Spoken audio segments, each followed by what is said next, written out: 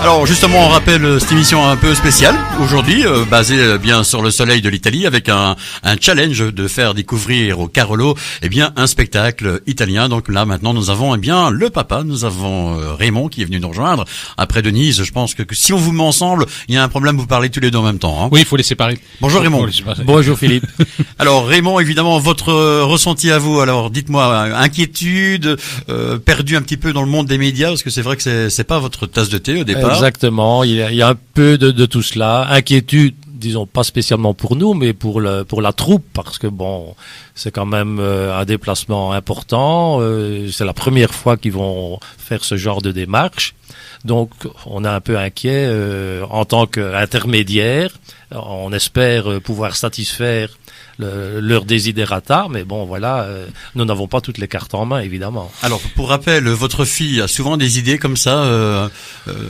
Ouais, celle-là c'est vraiment l'idée avec un grand I, mais c'est vrai que bon, elle tient un peu de sa maman pour avoir des idées assez. Je suis tout à fait d'accord avec vous. Spéciales. Donc on rappelle, votre fille est partie en vacances, elle est tombée amoureuse d'un Italien, après ses études, elle est partie habiter en Italie, et là maintenant son challenge c'est de revenir justement avec des Italiens de manière bénévole et de faire un super spectacle qui aura lieu au temps choisi le 8 avril pour justement faire découvrir aux Italiens les Carolo, aux Carolo les Italiens, etc. Un beau mélange en fait. Oui, je crois. Et c'est vrai que ça devrait bien sûr marcher, une soupe qui devrait fonctionner parce que vu le nombre, disons, d'Italiens qui résident dans la région, ça devrait convenir à beaucoup d'entre eux. Oui, mais ça ne s'adresse pas qu'aux Italiens. Alors, cela dit, c'est quand même une troupe relativement jeune. C'est beaucoup d'étudiants. Et j'ai presque envie de dire, ils viennent comme bénévoles et ça va peut-être même leur coûter.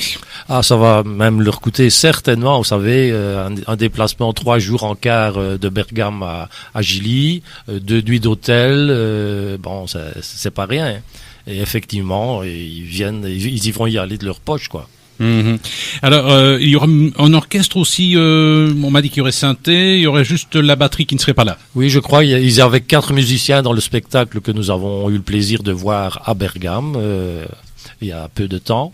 Mais je crois qu'ici, il y a que 3 musiciens qui vont faire le déplacement sans la batterie. Alors, si jamais ça marche, et que vous remplissez vos 600 personnes, la salle, les 600 personnes, est-ce que vous avez déjà envie de les faire revenir une autre année ou pas? Ouais, vous savez, c'est le 2e spectacle qu'ils ont monté. Nous avons eu le plaisir de voir il y a 2 ans Peter Pan, qui était exceptionnel. Ici, c'est un 2e spectacle. Bon, maintenant, je ne connais pas les prévisions de la troupe. Vont-ils prévoir un autre spectacle d'une année à l'autre ou pas? Vous savez, les jeunes, ils vont vieillir aussi, bon, ils vont terminer leurs études, que va-t-il se passer? C'est toujours aléatoire, évidemment. Ils vont partir en vacances, il y a certains d'entre eux qui, étant italiens, vont rencontrer sans doute une Belge d'ici, vont rester en Belgique, vont fonder une troupe de théâtre. Oui, voilà, ça va le truc à l'envers. Pourquoi pas. Alors, on rappelle que vous avez eu gracieusement la salle temps choisi avec régisseur son, lumière, etc. La SABAM aussi, donc il n'y a pas de frais. Et vous avez eu aussi tout ce qui est support, papier, affiches, etc. Et là, on va remercier, j'ai déjà oublié le nom. Claude Maufort, c'est bien ça? Oui, exactement. Voilà. Monsieur Maufort, qui travaille à la province de Hainaut et qui nous a vraiment fortement aidés.